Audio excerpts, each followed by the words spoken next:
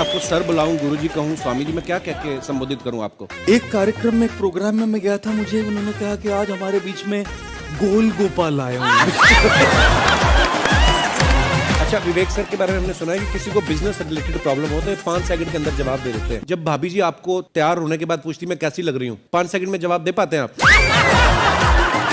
हर घर में ये जरूर सुना होगा सबने, बच्चों के चक्कर में तुम्हारे साथ रह रही है, वरना तुमको तो तबका छोड़ के चली गई होती। ये बड़ा कॉमन सवाल है। आपके फॉलोअर्स में रवीना टंडन भी है एक, तो जब आप आए, कितनी मुस्कुराहट आई भाई साहब। मैंने देखा आपके पास हर समस्या का समाधान होता है, तो ये रही मेरी समस्या। समस्या क्या? वाइफ हूँ मैं तुम्हारी। प्राचीन काल में वाइफ को समस्या कहा जाता था। तो हस्बैंड को क्या कहा जाता था? हस्बैंड को कहा जाता था कि कोई नहीं, बुरा वक्त है, टल जाएगा। हिंदुस्तान में जो बनेगी आलिया, उसी को मिलेगा कालिया। हम सफेद कुर्ता पहन लेते हैं ना, तो लगता है जैसे बतासा में चिमटा घुसा हुआ है। अरे यूपीएससी ना खोर के पूछता है कुछ हो। अब जैसे किसी को कह देंगे मामा जी, तो आराम से समझ में आ जाएगा। कहेंगे हमारे बाप के सार, तो कहेंगे कौन सी बोल रहा है बाप के सार? अरे मामा जी को ही बोला जाता है बाप के सार।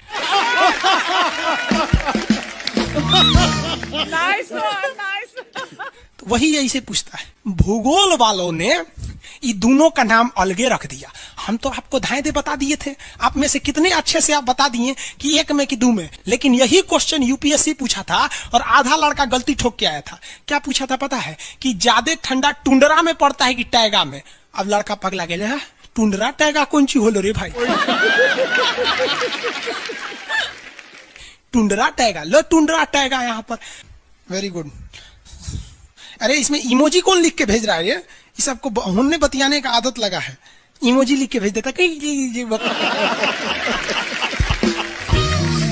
आगे लोग कहेंगे इमोजी कौन सी पढ़ेंगे हम? इमोजी लड़कियां बना बना भेज रही हैं सब। टुंडरा बोल रहे हैं तो अपन फोटो भेज रही है। और दिखाइए। ये तो इमोजी लिख के मत भेजिए आप लोग। अरे जो लिखना है लिखिए ना, इमोजी भेजता है सब। हिंदी मीडियम वाला तो कई को पता नहीं इमोजी मतलब कौन सी वाला। और जन सियार ऐसा पीला पीला मुखौटवा बना रहता है, इमोजी बोला जाता है। ये रेखा बोलिए फटाफट, कौन सी रेखा है बीचों बीच से जा रही है? ये रेखा है विषुवत रेखा। कौन सी रेखा? विषुवत रेखा। हमारा प्यारा भारत ये रहा हमारा सारे जहां से अच्छा। ये हमारा हिंदुस्तान उत्तरी गोलार्ध में है, northern hemisphere of the earth. ये हमारा कौन सी रेखा? विषुवत रेखा। अरे ये क्या हो गया यार? टेक्निकल आदमी नहीं है हम, या नौटंकी कर रहा है। रेखा पे जितने देश है ना, वहां के लोग एकदम मंगरैला की तरह काला होते हैं सब। आगे इतना भयानक काला होता है सब कि उनको देखकर हिंदुस्तान का अगुआ भाग जाएगा। दुल्हन की तो बातें छोड़िए, लेकिन जितना सुंदर लड़की होती है सब ना, बहुत सुंदर लड़की, वो देखिएगा जब टेढ़ा लड़का पसंद करती है सब। सुंदर लड़की को बुद्धि पता नहीं कहाँ होता है। एक्चुअली भगवान जो है ना, सुंदरता बनाए। देखिए अगर किसी चीज में समय देंगे तो दूसरे चीज से समय काटना पड़ेगा। तो भगवान जिसको सुंदर बनाया ना, खूब सुंदर, तो उसको कुछ ना कुछ कहीं ना कहीं से समय काट लिया। तो जो बुद्धि बना रहा था तो बुद्धि काट लिया। तो जितना देखिए, जितना सुंदर लड़की की रहेंगी सर, अजबे सबसे फसल रहती है सर, एकदम खौराइल रहेगा, खूब सुंदर लड़की लेके घूमेगा। आप देखिए ना, एकरे देख लीजिए ऐश्वर्या राय को, कोना से बिया की हूँ, अभिषेक बच्चन। बताइए, हम लोग उस टाइम खा लिए थे लोग। और दिखाइए। हाँ, ये अजब हाल है भाई। तो वही हो गया। तो यहाँ पे जितना मिलेगा सब ना, सब का सब मिलेगा, सब काला काला। और हिंदुस्तान में जो बनेगी आलिया, उसी को मिलेगा कालिया। यहाँ कश्मीर में खूब ठंडा, कश्मीर की कली, वाह वाह, समझ आ गया। वहां कोई फेयर एंड लवली की जरूरत नहीं है। कश्मीर के लड़का लड़की सब गोरे होते हैं लोग, और नीचे दक्षिण भारत में देखेंगे तो सब झौंसल मिलता है सब। कुछ कुछ हीरोइन गोरी हो जाती हैं सर। अब बाल्टी में सोचो फेयर एंड लवली घोर के में नहा लेगी तो गोर ना हो जाएगी सर। सब है, भूगोल का नियम काम नहीं करता है यहाँ पर। समझ में आ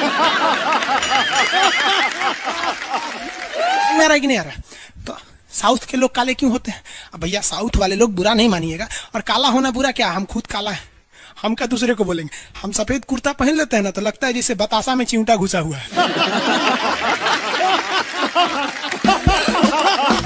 आपको फिर पता है ना, जितना काला रहता है उसको कैसा मिलती है सब।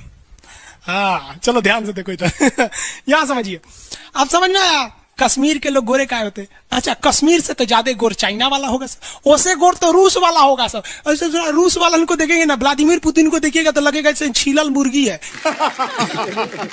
अंग्रेज सबको ऐसे कर देता है सो तो खून दिखने लगता है यहाँ पे लाल लाल। समझा कि नहीं? क्या भूगोल कितना इजी है ना? इजी नहीं है, बकलोल कहेंगे इजी नहीं लग रहा है इसको। सुतल है। आगे बढ़े तो जितने लोग विषुवत रेखा के करीब वाले हैं वो होंगे काले, बीवी में रहेगी गोरी। और जो ये कोई भूगोल का नियम नहीं है रे भाई। और दिखाइए। बस खत्म। टफेस्ट एग्जाम है इंडिया का, यूपीएससी। उसकी 2.5 लाख की फीस को हम 7,500 में कर दिए। बहुत बढ़िया, बहुत बढ़िया। ऐसे हम लोग को लगता होगा 7,500 बहुत कम है। एक लड़की ने कहा कि सर शाम वाले बैच को ना मॉर्निंग में कर दीजिए। हम कहे बाबू तो इतना सबके इंडिविजुअल से तो बैच ट्रांसफर नहीं, तो क्या प्रॉब्लम है? उसने कहा ना शाम में हमको दूसरे के यहाँ बर्तन मांजने जाना होता है। एक लड़का बेचारा नदी से बालू निकालता था और वो बालू को भरता था, फिर नाव बालू को किनारे लेके बेचती थी, और वो बालू भरता था, उससे मेरी फीस ले आया। हमारा हाथ कांप गया, हम कैसे फीस ले लेंगे यहाँ पर?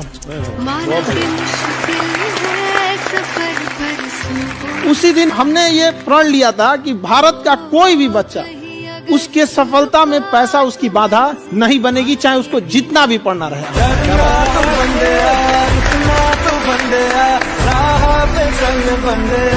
मुस्कुराहट आई खान साहब आपके। आप पटना से है ना? हाँ। हमें भी पटना पसंद है। बताइए, आपके पीछे पड़ा कोई क्रेजी फैन ऐसा? आजकल के फैंस ये खान सर।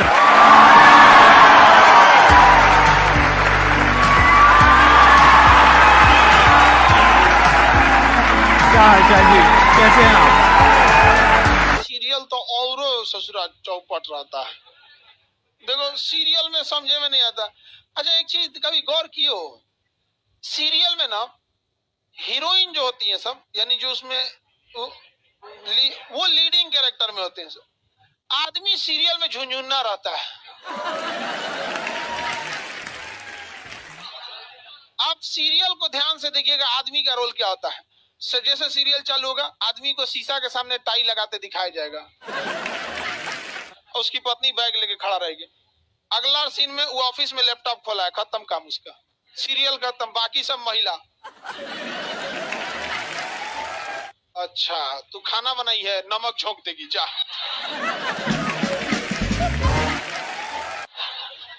आदमी का काम खत्म, बस लैपटॉप खोलो, टाई लगाओ, खत्म कहानी। बाद में आएगा घरे तो देखेगा मम्मी अलगे मुंह फुलाई है, पत्नी अलगे रो रही है, परेशान रहता है।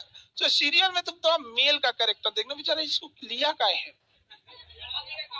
चुपचाप बेचारा एकदम नहीं, जाता के बीच में अनाज पिसा जाता है। समझ में आ गया कि नहीं आ गया? सब बेचारा पिसा जाता है यहाँ से। किसी को दिक्कत? आप लोग भी पिसाइएगा। इसलिए डे 1 से आप लोग हमारी बात को याद रखिएगा। डे 1 से, पहले दिन से तुम लोग एकदम समझ में आता है। तुम्हारा उम्र कितना है रे अभी? तो तुम बोल दिया, पूरा क्लास का माहौल खराब करके रख दिया। टैडी दे, टैडी दे, तो पीछे घूम, पीछे पीछे उधर।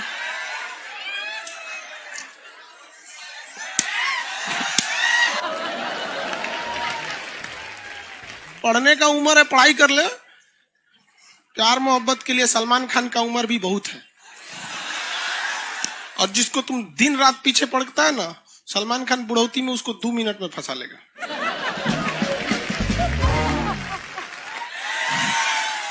लड़की खूबसूरत हो और लड़का कामयाब हो, प्यार 2 मिनट में हो जाता है। आगे तुम हम लोग को तो ये याद रखियो भैया, हम बजरंग बली के बहुत बड़का वाला, हमरा से हमने ये सब प्यार मोहब्बत वाला बात, हमारा दिमाग जल जाता है। ये भारत की संस्कृति है बाबू। ये अंग्रेजों के यहाँ वैलेंटाइन डे होता है, जहां हर साल उनके प्यार मोहब्बत बदल जाया करते हैं, अगले साल दूसरे को वो लोग करते हैं। भारत की संस्कृति है, यहाँ एक बार जिनसे प्यार होता है 7 जन्मों का रिश्ता निभाने के लिए 7 फेरे लेते हैं वो लोग। हम अंग्रेजों के लिए नहीं है किसी ओके वहां फादर डे मनाओ कि ओकरा याद ना आता है हमारा फादर कौन है। तुम मम्मी से पूछो, मम्मी 2013 में तुम किसके साथ शादी की थी? ओहो, जॉन डिसूजा, उसके बाद विक्टर। हम बोले ना लड़का के लिए क्या होना जरूरी है? कामयाब। लड़की के लिए अच्छा, लोग बोलते हैं ना प्यार मोहब्बत दिल से होता है, घंटा दिल से होता है।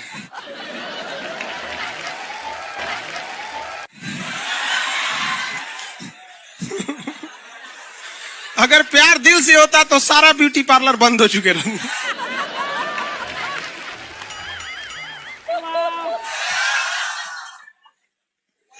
यार यार शादीशुदा लड़की नैहर से ससुराल जाती है तो मेकअप करके जाती है, उसको ही पता है वैल्यू। आगे और चारों ओर घूमने की स्वतंत्रता है, तो इसका मतलब थोड़ी ना कि हर जगह चल जाएंगे क्योंकि बेडरूम में घुस जाइए। कहा रे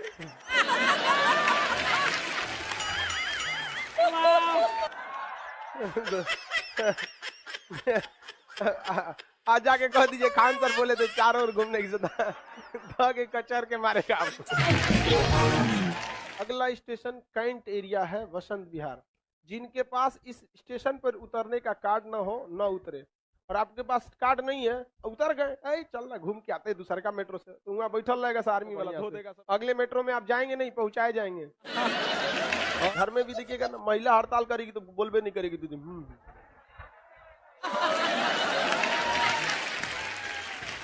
सुपनेखा भी तो महिला थी नहीं थी, और हम लोग से ज्यादा चरित्रवान खुद भगवान लक्ष्मण थे। उनको नहीं पता था कि डिसिप्लिन क्या होता है, नकिया काट दिए थे। सुपनेखा का नहीं पता है। देखो लड़कियों की मेमोरी को लोग मजाक उड़ाते हैं, लड़कियों को आज भी वो बात याद है कि सुपनेखा जो प्रपोज की थी तो नाक काट लिया गया। कोई लड़की नहीं करेगी प्रपोज, उसी समय से डरी हुई है। ये डर उनके डीएनए में घुस गया है। कौन जी कहती है नहीं सर, कौन लड़की करती है प्रपोज? इस सबको समझो में नहीं आता है कहां बोलना चाहिए कहां नहीं बोलना चाहिए। नहीं सर, तेरे नाम मूवी देखे, मारता है उसको चोट कहां तक चल जाता है, अंदर तक, ले गायब हो गया। गजनी देखे, हाँ मारता है तो क्या हो जाता है, पूरा उसका ब्रेन गड़बड़ा जाता है। समझ में गया कि नहीं? गल बहुत खतरनाक। दोनों ससुरा पिटाया सब लड़की के चक्कर में। प्यार करने से पहले अंजाम देख लो, यकीन ना आए तो गजनी और तेरे नाम देख लो। एक्चुअली मैचिंग भी है। क्या जरूरत है भैया पिटाने की? इतना मेहनत से भगवान ने ब्रेन दिया, आप लोग जीवन भर मेहनत कर करके इसमें डाउनलोड करते रहते हैं, कभी फिजिक्स, बायोलॉजी, केमिस्ट्री। कोनो लड़की के चक्कर में फरवा के चलेंगे, क्या हो गया? लाइव वाले सब समझ रहा है, हाँ ये लाइव वाला भी बहुत होशियार है, ये उधर हंसता है सब। ये कैसे हंसता है सब पता है? इमोजी बना देता है से।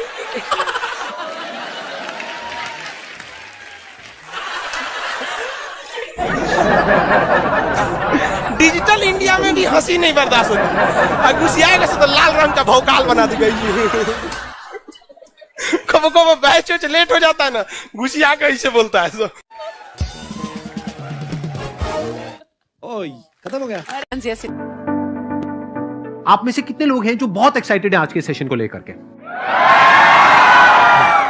तो अब मैं जैसे ही आपको नाम बताऊंगा उनका, जो हमारे आज के गेस्ट हैं, तो आपका जो एक्साइटमेंट लेवल है वो और बढ़ जाएगा। ये बताने से पहले कि गेस्ट कौन है, मैं आपको थोड़ा सा बताता हूं YouTube के बारे में। YouTube में क्या है कि पूरे वर्ल्ड की अगर बात करी जाए तो करोड़ों चैनल्स हैं जो अलग अलग जॉनर्स में है, अलग अलग कैटेगरीज में है। उसमें से 2 बड़ी कैटेगरीज है, मोटिवेशन और एजुकेशन। पूरे वर्ल्ड में जो वर्ल्ड का नंबर 1 मोटिवेशन चैनल है वो मेरा है, और जो वर्ल्ड का नंबर 1 एजुकेशन चैनल है किसी इंडिपेंडेंट क्रिएटर का, वो उनका है, जो कि हमारे गेस्ट हैं। उनके 17 मिलियन से ज्यादा सब्सक्राइबर्स हैं। Please give an energetic and warm welcome to the one and only Khan sir.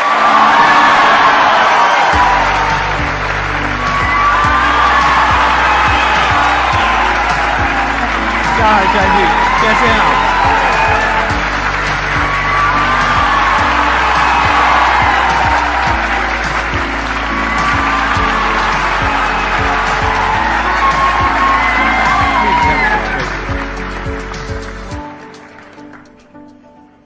इससे पहले कि ऑडियंस आपसे कुछ पूछे या इंटरेक्ट करे, मेरे माइंड में एक क्वेश्चन है आपके लिए जी।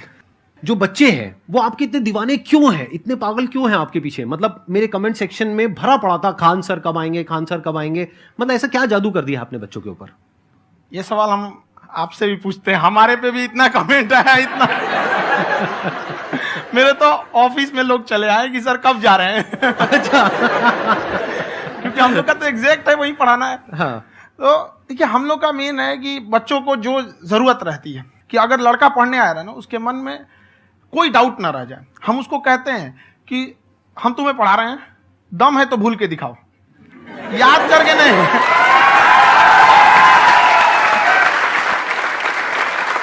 प्लस आप जिस प्राइस पॉइंट पे पढ़ा रहे हैं, आई थिंक वो सबसे कम है, वो बहुत ही कम है। सर, ये जो फीस का कल्चर है, ये हमारा इंडियन कल्चर नहीं है। हमारा इंडियन कल्चर गुरु दक्षिणा है, उस हिसाब से वो सही है। ऑक्सीजन जैसे जिंदगी के लिए जरूरी है, वैसे एजुकेशन जरूरी है। कोई ये नहीं कह सकता है कि पैसे की वजह से वो खान सर के यहां से लौट गया। क्या बात है।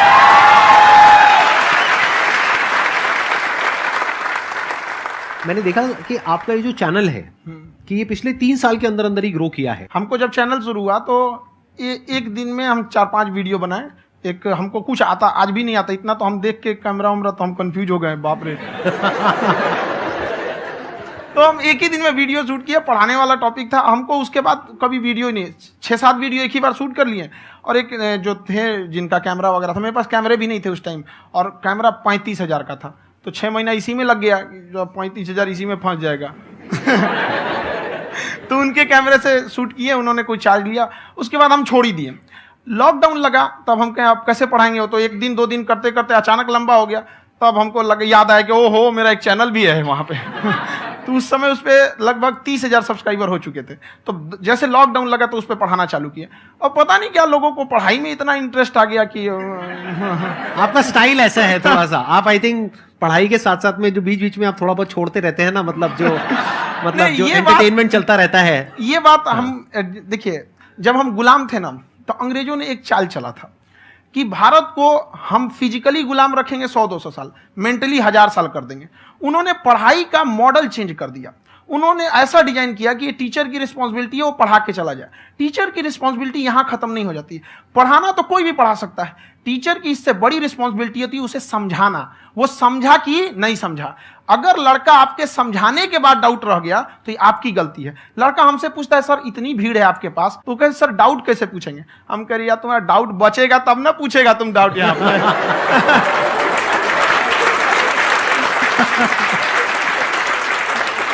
कॉन्फिडेंस नेक्स्ट लेवल है खान सर का, मानना पड़ेगा। और शायद यही वजह है इनकी जो ग्रोथ है उसका।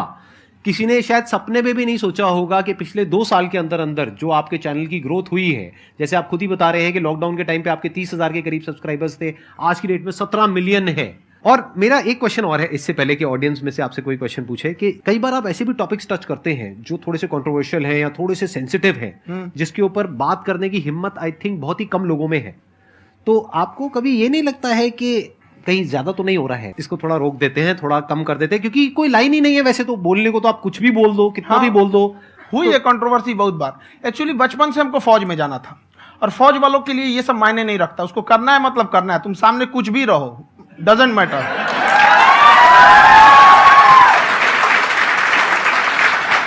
और मैंने YouTube पे देखा कुछ वीडियोस में कि आपका जो इंस्टीट्यूट है वहां पर आज से कुछ साल पहले कुछ बम गिरे थे। हाँ, कुछ गिरे थे, कुछ तो बहुत सॉलिड जगह गिरा था, फटा नहीं वो।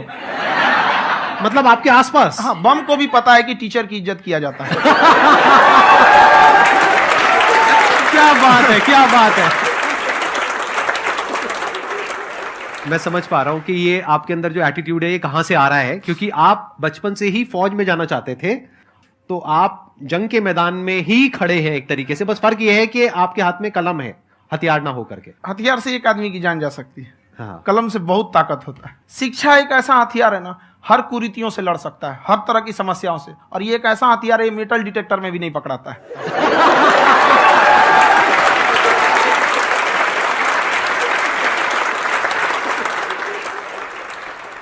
मेरा क्वेश्चन ये है कि अभी प्राइवेट ऑर्गेनाइजेशंस में पीटने का, पनिशमेंट का ये सिस्टम जो है खत्म हो गया है। हम आपके वीडियो में देखे हैं सर कि आप एक बड़ा सा रोल रखे रहते हैं, पुलिस वाला लाठी है वो, पुलिस वाला लाठी है, और स्टेज पे बुला के बच्चों को उसी से धुनाई शुरू कर देते हैं मस्त एकदम से, है ना। तो सर मतलब कि बच्चे मतलब कि डरते नहीं है आपसे, और इस तरीके से कैसे कनेक्टेड हैं आपसे, है ना। और एक और क्वेश्चन सर, यूपीएससी का जो आप अपना बैच स्टार्ट करने वाले हैं, ठीक है, उसके बारे में बताइए सर, क्योंकि मुझे मतलब उस इशू करना है सर, ठीक है। और संदीप सर को देख लिए, मेरा तो वैसे ही हो जाना है।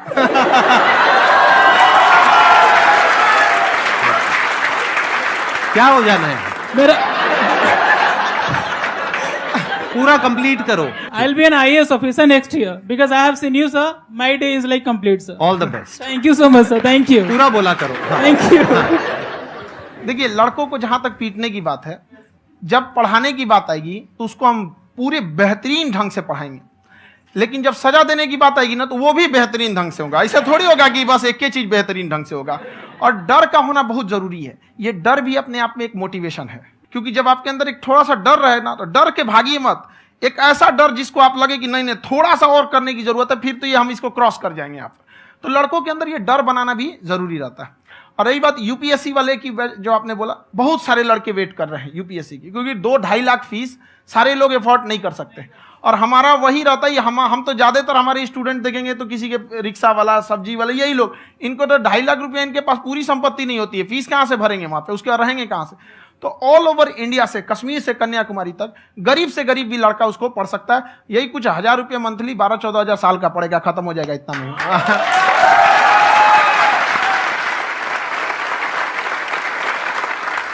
ये जो डंडे वाली बात इन्होंने कही, ये सच है? मतलब आप सच में एक डंडा रखते हो? पुलिस का ही है वो। और मारते हो? हाँ। कि मतलब अगर कोई लड़की छेड़ता है या ऐसा कोई भी उल्टा पुल्टा काम पढ़ाई करता लिखाई है, कुछ भी गलती करेंगे तो पिटाएंगे वो यहाँ पे, कैमरे पे, ऑन कैमरा, जैसा भी रहे, कुछ भी पिटाना तो उनको फिक्स है। एक तो कोई मतलब विधायक जी थे, उनके लड़का को पीट दिए, तो चला दल बल लेके अपना वहां पे। उसने घर पे नहीं बताया था कि सर ने पीटा है, बस बोल दिया कोचिंग में पीटा है। बाद में पता चला हम पीटे हैं, तो उसके पिताजी मेरे सामने और पीटे।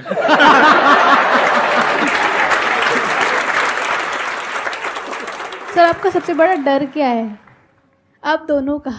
फौजी को डरे नहीं लगता है। बाकी अफसर से पूछिए। आज के सेशन से पहले कोई डर नहीं था, लेकिन अब मुझे इनकी डंडे वाली कहानियां सुन करके डर लग रहा है कि कहीं मैंने गलती से कुछ बोल दिया और इन्होंने कहीं पीछे कुछ रखा हुआ है, और यही आ करके अगर इन्होंने मेरी पिटाई कर दी तो बहुत बुरा हो जाएगा। तो इसलिए हमको थोड़ा डर लग रहा है।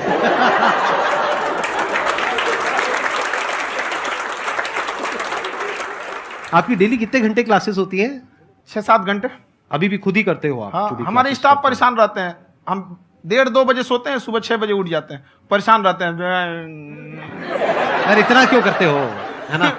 कभी तो उनको भी साथ साथ लगना पड़ता है ना? उनको साथ साथ लगना पड़ता है। हम जग गए तो कोई सोया थोड़ी रहेगा, परेशान रहते, दिन में सोते ही नहीं है बेचारा, कहीं कहीं जाके सोते रहता है। तो हम सीट बांध दिए कि भाई तुम इस समय सो जाना, तुम इधर सो जाना। आपकी शादी हो गई या नहीं हुई अभी? मेरी खुशहाली देख के आप आइडिया लगा सकते हैं।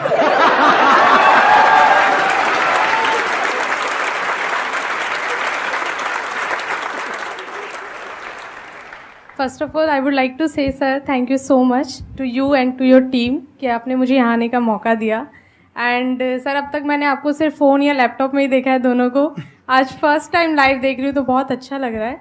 तो मेरा क्वेश्चन ये है सर आपसे, जब हम लाइफ में कोई डिसीज़न लेते हैं कि हमें ये पर्टिकुलर चीज़ करनी है, और क्योंकि हम डिसीज़न लेते हैं तो हमारी आदत है कि पहले हम 4 लोगों से पूछते हैं कि तू बता तेरी क्या राय है, तू बता तेरी क्या राय है। तो उनमें से अगर कोई हमें कह देता है कि ये बेकार डिसीजन है मत कर, तो हमारा माइंड कहीं ना कहीं डाइवर्ट होने लगता है और उसकी वजह से हम अपना डिसीजन चेंज कर देते हैं। तो मेरा क्वेश्चन ये है कि कैसे हम अपने डिसीजन पे स्टिक रहे, कैसे हम जो दूसरे के ओपिनियन है उनको अफेक्ट ना होने दें अपने ऊपर। दूसरे से सलाह लेने से पहले एक बार खुद उस पर रिसर्च कर लेना चाहिए, ताकि आप सामने वाला क्या सलाह दे रहा है आपको समझ में आना चाहिए। यहाँ पर ऐसा नहीं है कि कई बार ऐसे होते हैं कि दूसरे वाले को एक्सपीरियंस होता है, तो अगर आपको पहले से आइडिया है, उसके बारे में आप बेहतरीन ढंग से रिसर्च किए हैं कि क्या इसमें प्लस पॉइंट है, क्या निगेटिव है, उसके बाद आप किसी से सलाह लेने जाइए। ये नहीं कि मन में आया सीधा बताओ गड़बड़ा जाएगा। तो वहाँ पे पहले आपको R&D करना पड़ता है, समझा कि नहीं। और जिंदगी हो या गाड़ी, जीतेगा वही जो टाइम पे गियर चेंज कर रहा है। तो डिसीजन चेंज करना बहुत ज्यादा गलत नहीं है। इन्होंने बहुत अच्छी बात कही है और मैं इसी बात में थोड़ा सा और ऐड ऑन करूंगा कि ये जो आपने कहा ना कि अपने डिसीजन पे स्टिक कैसे रहें, ये कोई अच्छी क्वालिटी नहीं है, क्योंकि टाइम टू टाइम आपको अपने डिसीजंस को चेंज करना होता है। जैसे आपने 4 लोगों से डिस्कस किया, कोई इंसान कुछ पॉजिटिव बोल रहा है, कोई नेगेटिव बोल रहा है, उससे फर्क नहीं पड़ना चाहिए। डिपेंड ये करता है कि वो जो बोल रहा है उसका बेसिस क्या है। क्या वो किसी नॉलेज या एक्सपीरियंस के बेस पे बोल रहा है या ऐसे ही कुछ भी बोल रहा है? ऐसे ही बोल रहा है तो फिर उसकी बात पे ध्यान क्यों दे रहे हो? अगर किसी नॉलेज या एक्सपीरियंस के बेस पे बोल रहा है, फिर चाहे वो पॉजिटिव बोल रहा है चाहे नेगेटिव बोल रहा है, दोनों ही मायने रखता है। उसके बाद में रिसर्च करनी है और फिर रिसर्च करने के बाद में फाइनल डिसीजन अपना खुद का होना चाहिए। अब वो डिसीजन उससे अलग भी हो सकता है जो आपने पहले लिया था, और वो सेम भी हो सकता है। सर मेरा क्वेश्चन दोनों से है आपसे, how to deal procrastination and laziness. हमारा ब्रेन है ना, ये बहुत आलसी टाइप का, इसको आराम खोजना पसंद है। अब थोड़ा सा भी अब इसको आराम की ओर लेके चले गए ना तो फिर उधर ही रहेगा। आप सोचेंगे 10 मिनट आराम कर लेते हैं ना, तो 10 मिनट 2 घंटा बना देगा। उसको टॉर्चर कीजिए, चल 10 मिनट बाद में। उसको आप उस पर हावी मत, वो कह रहा है कि हमको आराम चाहिए, आपको यहाँ आराम मिलेगा, पहले काम फिर मिलेगा आराम। तो आप उसके हिसाब से मत चल। आपका मन कर रहा है थोड़ा सा देख लेते हैं, कोई नोटिफिकेशन आया, आप कोई काम कर रहे हैं, क्यों पहले काम कर लीजिए, बाद में देखिएगा ना नोटिफिकेशन। आप हावी मत होने दीजिए यहाँ पे। अगर आप 5 मिनट भी थोड़ा सा लूज पड़े ना, थोड़ा सा कमर सीधा कर लेते हैं, 2 घंटा बर्बाद कर दिया आपको। हावी मत होने दीजिएगा उसको अपने ऊपर। प्रोक्रेस्टिनेशन को तोड़ने का एक ही तरीका है, सबसे छोटे लेवल पे ले जा करके उस गोल को तोड़ दो। यानी वो गोल बहुत बड़ा है, उसको ब्रेक डाउन करो, उसके सबसे पहले स्टेप पे आ जाओ कि उसको अचीव करने का सबसे पहला स्टेप क्या है। जैसे गाड़ी चलाना सीखना है, उसका सबसे पहला स्टेप क्या है। अगर घर में कोई नहीं है सिखाने वाला या सिखाने वाली, तो बाहर जा करके जो गाड़ी का ड्राइविंग स्कूल है उधर जा करके पैसे दे दो। अब फंस गए ना तो फंसा दो अपने आप को। दिमाग ये लगाओ कि अपने आप को कैसे फंसाया जाए। जब हम फंस जाते हैं ना तो फिर हमको वो काम करना ही पड़ता है। Then there is no looking back. जब तक आप सोच रहे हो तब तक सोच रहे हो, उसको बोलते हैं पैरालिसिस ऑफ एनालिसिस, कि आप सोचते चले जा रहे हो अपने माइंड में, मैं ये करूंगा वो करूंगा वो करूंगा वो करूंगा, और प्रोक्रेस्टिनेट हो रहा है, वो चीज टलती चली जा रही है। तो उसको छोटे से छोटे लेवल पे ब्रेक डाउन करके उसको कर दो, दैट इज नंबर 1। और जैसे ही करना शुरू करते हो, कोशिश करो कि उसको जब तक कि आप सही से नहीं कर लेते हो उसको छोड़ना नहीं है, तो आपकी लेजीनेस भी खत्म हो जाएगी। कई लोगों को तो हमने देखा जो सप्ताह में कुछ भी नहीं करता, वो भी संडे को आराम कर रहा है।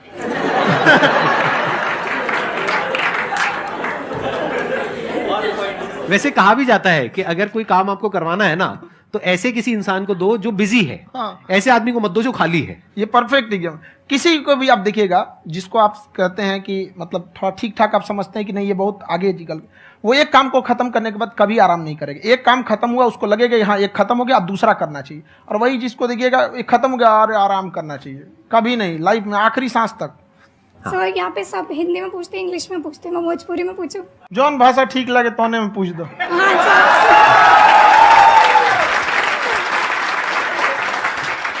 सर ये पूछे के चाहते नहीं कि जैसे हमने के पढ़ाई करी निशान, तो कभी कभी डेली टारगेट्स जो होला वो कंप्लीट ना होला। अगर टारगेट्स कंप्लीट भी होला तो फिर ऐसा इरिटेशन या फिर वो एंजाइटी या फिर कि और करना है या फिर अभी नहीं हुआ, वो चीज़ हमेशा रहेला। तो वो कम कैसे करल जाए? देखिए टारगेट्स को ना हम लोग को एक अपने हिसाब से पहले फिट करना चाहिए। ऐसा नहीं कि दूसरे किसी इंसान को देख के हम टारगेट फिट कर ले। कोई लड़का 8 घंटा पढ़ रहा है, कोई पहली बार अभी पढ़ना ही चालू किया, उसको देख के 8 घंटा पढ़ेगा तो पढ़ाई छोड़ देगा।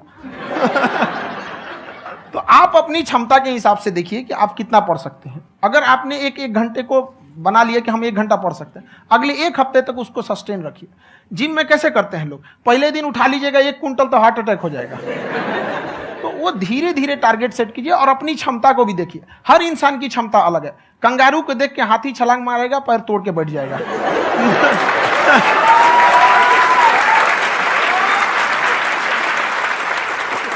अब संदीप सर का मोटिवेशन देख के इसका मतलब क्या कि ट्रेन के आगे खड़ा हो जाएंगे, ढकेल देंगे तुमको। हालांकि ऐसा कर देते हैं, लेकिन ऐसा करिएगा लोग नहीं, क्षमता पता होना चाहिए। आपके अंदर एंजाइटी हो रही है कि मैंने कर तो लिया है, आप ये नहीं कह रहे कि मैंने कुछ भी नहीं किया है फिर मेरे को एंजाइटी हो रही है, आप ये कह रहे हो मैंने काफी कुछ कर लिया है फिर भी एंजाइटी हो रही है कि कहीं कुछ छूट तो नहीं गया है। तो बेसिकली आपको ये देखना है कि अगर आपके अंदर ये एंजाइटी हो रही है, that means you are a very good student, आप एक अच्छे स्टूडेंट हो। क्यों? क्योंकि बहुत सारे स्टूडेंट्स तो ऐसे हैं उनको पढ़ने के नाम से एंजाइटी होती है।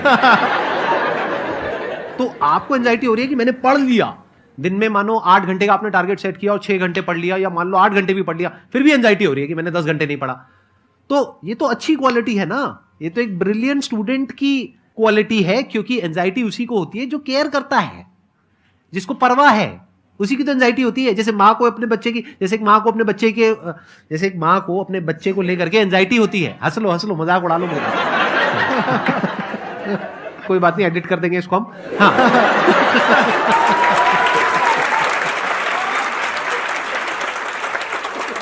जैसे एक माँ है, उसको अपने बच्चे को लेकर के एंजाइटी होती है, थोड़ी सी भी तबीयत खराब हो जाए उसको एंजाइटी होती है, चाहे बच्चा ठीक भी है, डॉक्टर को नहीं होती है। क्यों? क्योंकि माँ को उस बच्चे से प्यार है। तो दैट मीन्स कि आप अपनी पढ़ाई को लेकर के सीरियस हो, इस वजह से आपके अंदर एंजाइटी हो रही है, विच इज नॉर्मल। जहां पर प्यार मोहब्बत होती है वहां पर थोड़ी बहुत एंजाइटी तो होती ही है ना। समझ रहे हो ना मैं क्या कहना चाह रहा हूं? आप लोग समझ रहे हो ना मैं कहां जा रहा हूं? जब वो किसी और से बात करती है तो एंजाइटी होती है ना।